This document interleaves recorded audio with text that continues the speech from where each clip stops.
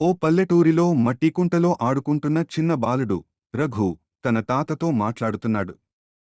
రఘు, తాతయ్యా, ఈశ్వరుడు అంటే ఎవరో నాకు అర్థం కాదు. మీరు చెప్పగలారా? తాత కుర్చీలో కూర్చుని నవ్వుతూ అల్లుడు చెట్టు కింద రఘుకు సమాధానం చెబుతాడు. తాత, ఈశ్వరుడు అంటే ఈ సృష్టిని తయారుచేసినవాడు. మనం కనిపించని శక్తిని అనుభవిస్తాం కదా, అదే ఈశ్వరుడు. ఈశ్వరుడు సృష్టికర్తగా బ్రహ్మరూపంలో కనబడతాడు. ఆయనే అన్ని ప్రాణులను సృష్టించాడు.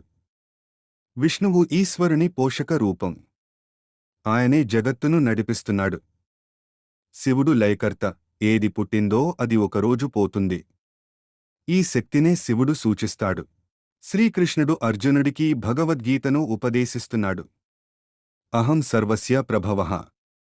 అన్నీ నన్నుంచి పుట్టాయి అర్జునా. రఘు, అయితే ఈశ్వరుడు ఇప్పుడు ఎక్కడ ఉన్నాడు తాతయ్య? తాత రఘు ఛాతీపై చూపిస్తూ చెబుతాడు. తాత, ఈశ్వరుడు మన హృదయంలో ఉంటాడు. ప్రేమగా ఉండే ప్రతి మనిషిలో ఉంటాడు. ఈశ్వరుణ్ణి చేరుకోవడానికి భక్తి, సేవ, ధ్యానం ముఖ్యమైన మార్గాలు. రఘు చెట్టు కింద కూర్చుని కన్నులు మూసుకుని ధ్యానం చేస్తున్నాడు. ఈశ్వరుడు ఆకాశంలో కాదు, మన హృదయంలో ఉంటాడు. మనం ప్రేమగా, నిజాయితీగా ఉండినప్పుడు ఆయన మనతోనే ఉంటాడు.